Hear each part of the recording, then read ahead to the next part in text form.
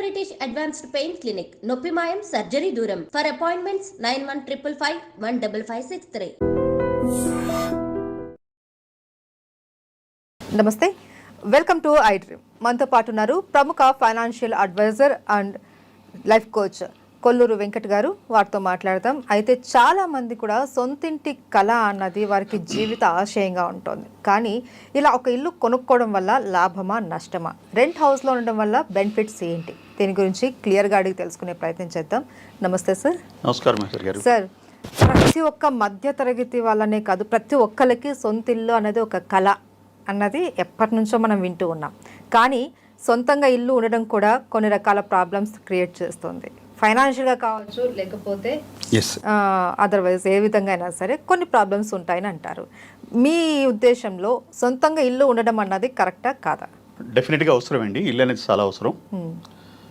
జనరల్గా పూర్వకాలం కూడా చెప్పేవాళ్ళు, పెళ్లి చేయాలి, ఇల్లు కట్టాలి, ఒక ఇంటి వన్ చేయాలి, ఇల్లు కట్టి చూడు పెళ్లి చేసి చూడు. అది సెకండ్ పార్ట్. అంటే నెట్ కాన్సిక్వెన్సెస్ ఎలా ఉంటాయి అనేది, ఇల్లు కట్టి చూడు పెళ్లి చేసి చూడు అని చెప్పి కాన్సిక్వెన్సెస్ ఎక్స్ప్లెయిన్ చేసేటప్పుడు చెప్తారు. బట్ పీపుల్ డ్రీమ్ ఏంటంటే, మా వాడి పెళ్లి చేయాలి, చక్కగా మంచి అమ్మాయిని చూసి, తర్వాత మంచి ఇల్లు కట్టాలి. ఇది ఈజ్ అ డ్రీమ్ అనమాట. ఒక ముఖ్యంగా మిడిల్ క్లాస్ ఫ్యామిలీ యొక్క డ్రీమ్. డబ్బున్న వాళ్ళు, సంపన్నులు, వాళ్ళకి ఏదైనా చేయగలుగుతారు. మిడిల్ క్లాస్ కొన్న డ్రీమ్ ఏంటంటే, ఫస్ట్ ఒక జాబ్ రాగానే ఏదో ఒక జాబ్, ఇంజనీరో లేకపోతే డాక్టరో ఇంకోటి ఏదో ఒకటి అవుతారు. అయ్యాక వెంటనే పెళ్లి చేయాలని చూస్తారు. పెళ్లి చేశాక వెంటనే ఇల్లు కొనాలని చూస్తారు. ఈ మధ్య అయితే కొంతమంది యూత్ ఇంకా డెవలప్ అయ్యారు. ఫస్ట్ ఇల్లు కొన్నాక పెళ్లి చేసుకోవడం మొదలుపెట్టారు. మొత్తం సెటిల్ అయిపోయిన చక్కగా సెటిల్ అవుతారు. ఇది యూఎస్ కాన్సెప్ట్. యూఎస్లో కూడా ఏంటంటే ఫస్ట్ వాళ్ళని సెటిల్ అయ్యాక చూసుకుంటారు వాళ్ళు. ఇప్పుడు అక్కడ మన వాళ్ళంతా సగం మంది అక్కడ వాళ్ళే కాబట్టి వాళ్ళు ఏం చేస్తారు, ఇక్కడ కూడా అదే కాన్సెప్ట్ పెరిగింది. అయితే ఇల్లు కొనడం కరెక్టా కాదా అనేది ఒకటి మాత్రం ఇప్పుడు వస్తున్న యూత్ ఎవరైతే ఎర్నింగ్ స్టేజెస్లో ఉన్నారో వాళ్ళు ఆలోచించుకోవాల్సిన అవసరం అయితే డెఫినెట్గా ఉంది. మనకి యాన్సెస్ట్రీ ప్రాపర్టీస్ ఉండి, ఒక మంచి డబ్బు ఉండి, లేకపోతే ఆస్తులు ఉండి, ఇంకేదైనా ఉండి ఇల్లు ఉంటే మంచిదే అండి. అది మంచి ఆలోచన. లేదు మనకి కనీసం ఒక 2-3 lakhs అబోవ్ ఇన్కమ్ ఉంటే ఒక మంచి ఇల్లు కొనుక్కోవడానికి పర్లేదండి. మంత్లీ ఇన్కమ్ ఒక 2-3 lakhs. ఎందుకంటే ఇవాళ ఫ్యామిలీ ఇవాళ లగ్జరీస్ మినిమం నీడ్స్, లగ్జరీస్ కాకపోయినా మన మెయింటెనెన్స్కే అవుతుంది. మెయింటెనెన్స్ ఈ మధ్య ఒక రెస్టారెంట్లోకి వెళ్ళాను నేను, మా ఫ్రెండ్ కూర్చుంటే ఒక 8 మంది సాఫ్ట్వేర్ గర్ల్స్ అండ్ బాయ్స్ కూర్చున్నారు. వాళ్ళు ఏం తినారో నాకు తెలియదు. 8 మంది ఉన్నారు. 2-3 గంటలు స్పెండ్ చేశారు. 36,000 బిల్ తెచ్చిచ్చాడు సార్. అసలు ఆ బిల్ పెయిన్ కూడా తెలియలేదు. గీసేసారు, పే చేస్తారు, అయిపోయింది. ఈవెన్ హాస్పిటల్ ఖర్చులైనా అలానే ఉంటున్నాయి సార్. సో ఇట్లా అయిపోయింది. ముందు పే చేస్తారు, తర్వాత ఇబ్బందులు స్టార్ట్ అవుతాయి.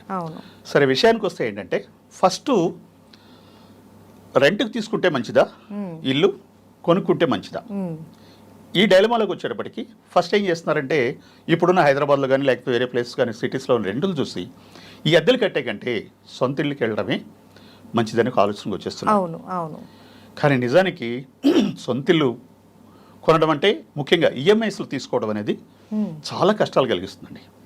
ఈఎంఐ పద్ధతి అయితే అది నేను మామూలుగా క్లాసెస్లో ఏం చెప్తుంటా అంటే, పర్సనల్ డెవలప్మెంట్ ట్రైనింగ్స్లో కార్పొరేట్ కంపెనీస్కి వెళ్ళినప్పుడు మీరు ఎంప్లాయీని రిటైన్ చేయాలంటే ఒకటే ఒక మార్గం ఉంది. హౌసింగ్లో నుంచి ఒక ఇల్లు కొనిపెట్టండి, ఇంకా సస్తే మీ కంపెనీని వదలలేడు. ఇది సిచ్యువేషన్ అనమాట. ఎందుకంటే తనకి ఇల్లు లోన్ కట్టడం కోసం ఉద్యోగం చేస్తాడు. సపోజ్ ఒక 1 కోటి రూపాయలు మీరు ఇల్లు తీసుకుంటే 20 సంవత్సరాలు కనుక దానికి ఈఎంఐ టైం పెట్టుకుంటే నెలకి 90,000 నుంచి 1,00,000 రూపాయలు పే చేయాలండి. 90,000 నుంచి 1,00,000 రూపాయలకి ఈఎంఐ పే చేస్తే ఇంకా 1,00,000 ఆదాయం వచ్చే వ్యక్తి తినేదేమిటి? ఇదొక సమస్య. అదే 2-3 లక్షల ఆదాయం ఉన్న వాళ్ళకైతే ఇది కొంతవరకు పర్లేదు. తర్వాత 1 కోటి రూపాయలు పెట్టి ఇల్లు తీసుకుంటే రెంట్ ఎంత వస్తుంది? తనకి ఇష్టం లేదు, ఈ ఇల్లు మారిపోదాం అనుకున్నాడు. రెంట్ ఎంత వస్తుంది? దానిలో 30,000 40,000 వస్తుంది. ఈ రకంగా చూస్తున్నా నష్టం అవుతుంది. అంటే 1 కోటి రూపాయలు పెట్టి ఇల్లు తీసుకుని 1,00,000 రూపాయలు ఈఎంఐ పే చేస్తూ 40,000 రెంట్ తీసుకోవాలి. తర్వాత దానికి మెయింటెనెన్స్, ఆ టెనెంట్ ఏం చేస్తాడు, అది పోయింది ఇది పోయింది కాల్ చేస్తుంటాడు. సో ఇదంతా కూడా చాలా కష్టంతో కూడిన విషయం అనమాట. ఇంకొకటి మనకి ఇప్పుడు పన్ను, హౌస్ ట్యాక్సెస్, ఆ ట్యాక్సెస్, ఈ ట్యాక్సెస్ ఇవన్నీ మెయింటైన్ చేయాల్సి ఉంటుంది. తర్వాత ఒకవేళ ఏదైనా జాబ్లో ఏదైనా ఫ్లక్చువేషన్ వచ్చి సాఫ్ట్వేర్లో కూడా 5 ఏళ్ళకి ఒకసారి కొంచెం ఫ్లక్చువేషన్స్ వస్తుంటాయి. ఈ ఫ్లక్చువేషన్ వచ్చినప్పుడు పే చేయలేని పరిస్థితి వస్తే ఏంటి, వెంటనే క్లచెస్లోకి వెళ్ళిపోతాడు, హౌస్ వదిలేయాలి, ఆక్షన్స్ వెళ్ళిపోతే ఇవన్నీ జరుగుతుంటాయి. సో కాబట్టి ఒక కంఫర్టబుల్ ఇన్కమ్ వచ్చేంత వరకు, ఒక 2-3 లక్షల రూపాయలు మినిమం ఒక శాలరీ వచ్చేంత వరకు, లేదా బిజినెస్లో ఒక 2-3 లక్షల రూపాయల ఆదాయం వచ్చేంత వరకు సొంత ఇంటి జోలికి వెళ్లకుండానే ఉంటే మంచిదండి. ఎందుకంటే ఇవాళ ఉన్న సిచ్యువేషన్స్లో మీకు ఒక 40-50 వేల రూపాయలు పెడితే మంచి హౌస్ వస్తుంది. ఏ హౌస్ కావాలంటే మన హౌస్ రెంట్ తీసుకోవచ్చు.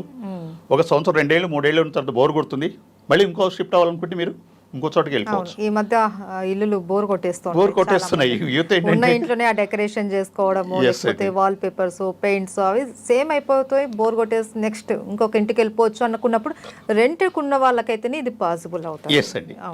అంటే ఫ్లెక్సిబుల్గా ఉంటుంది, ఈ ఇంటి నుంచి ఆ ఇంటికి, ఆ ఇంటి నుంచి మారడానికి ఫ్లెక్సిబుల్గా ఉంటుంది. సో అందుకని ఏంటంటే చాలని ఆదాయం ఉన్న వాళ్ళు సొంత ఇంటికి వెళ్లకుండా ఉంటే మంచిదనేది నా ఉద్దేశం. ఓకే. అయితే సార్ ఒకవేళ మాకు ఈఎంఐ అవసరం లేదు, మేము ఒకేసారి పేమెంట్ చేసేసి ఇల్లు కొనుక్కునేస్తాం అన్న వాళ్ళకి ఏం చెప్తారు? అన్న వాళ్ళకంటే ఒకేసారి పేజెస్కి తీసుకుంటామంటే వాళ్ళకి డబ్బుని ఉండాలి, డెఫినెట్గా డబ్బుని ఉండాలి. అలాంటి వాళ్ళు తీసుకోవచ్చు.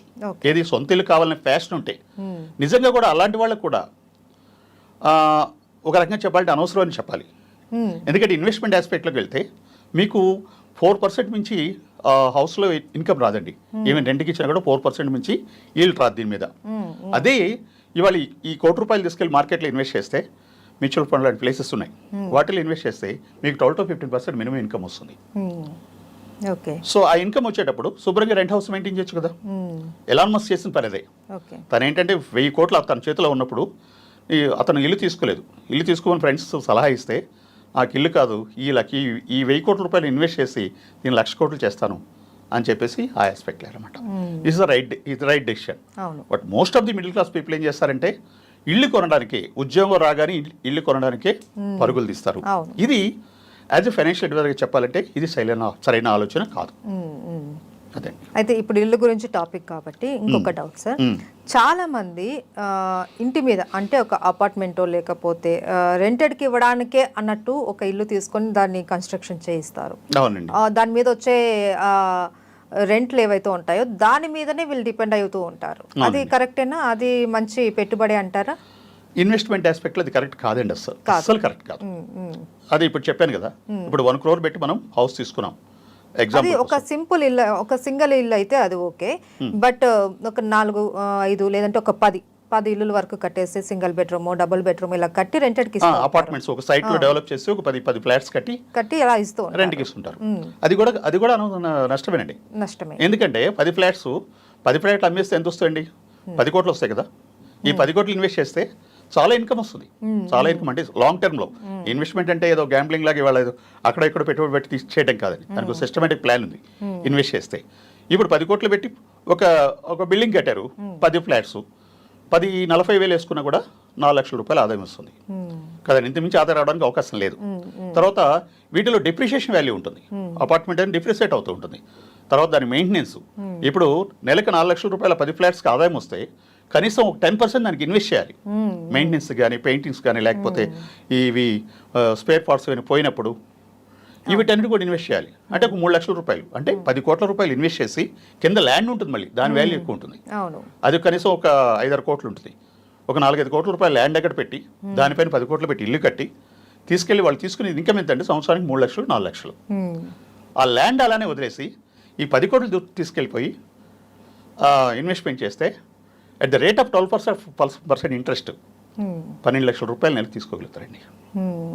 సో కాబట్టి అలా చూసుకున్నా కూడా అది లాసే. కాకపోతే ఇన్వెస్ట్మెంట్ మైండ్ లేని వాళ్ళు ఇలా చేస్తూ ఉంటారు. సో ఇలాంటి వాళ్ళు ఏంటంటే రైట్ ఇన్వెస్ట్మెంట్ అడ్వైజర్ని కన్సల్ట్ చేస్తే ఒక మంచి ఐడియా ఇస్తారు. సో ఏది పడితే అది ఎవరు చెప్తే వాళ్ళు చెప్పింది వినేసి ఎందులో పడితే అందులో పెట్టుబడులు పెట్టేయడం మనం చాలా సందర్భాలలో కూడా చూసాం. అవును. వాళ్ళు చెప్పింది చేసాం, వీళ్ళు చెప్పింది చేసాం, మోసపోయాం, లాస్ అయిపోయాం అనేసి అవునండి. ఫీల్ అయిపోతూ ఉంటారు. అవునండి, అవునండి. సో అంతా లాస్ అయిపోయిన తర్వాత మనం ఏం ఆలోచించినా కూడా వేస్ట్. వేస్ట్ అండి. ఏదైనా మన చేతిలో డబ్బులు ఉన్నప్పుడే ఒక కరెక్ట్ అడ్వైజర్ని మనము కన్సల్ట్ అవ్వాలి. ఎగ్జాక్ట్ అండి. సో అప్పుడు వాళ్ళు చెప్పే అడ్వైజర్స్లో మనకి ఏది బెస్ట్ అనిపిస్తే అది తీసుకోవాలి. ఎగ్జాక్ట్లీ. సో ఈ రోజు మనకి ఈ టాపిక్లు ఏంటంటే రెంటెడ్ హౌస్ మంచిదా లేకపోతే ఓన్ హౌస్ అన్నది మనకి ఒక మంచి ప్రాపర్టీ అని అనుకుంటే రెంటెడ్ బెస్ట్ అనేసి మీరు అంటున్నారు. ఇప్పుడున్న సిచ్యువేషన్స్ లో ఇప్పుడున్న situations రెంటెడ్ అయితే దట్టు ఒక మేజర్ ఇన్కమ్ వచ్చేటప్పుడు, మేజర్ ఇన్కమ్ వచ్చే ఇన్వెస్ట్మెంట్ పరంగా కూడా రెంటెడ్ హౌసే బెస్ట్. బెస్ట్. అసలు మేజర్ ఇన్కమ్ ఉన్నప్పుడైతే అది చాలా ఇంకా ఇబ్బందికరమైన విషయం కూడా అవుతుంది అనమాట. అవును. ఆల్వేస్ రెంట్గా ఉండడమే బెస్ట్. ఓకే. అదనేది నా ఐడియా, నా ఆలోచన. యాజ్ అ ఫైనాన్షియల్ అడ్వైజర్గా నేను అడ్వైజ్ చేస్తాను. Okay, right. అదే. Thank you so much sir.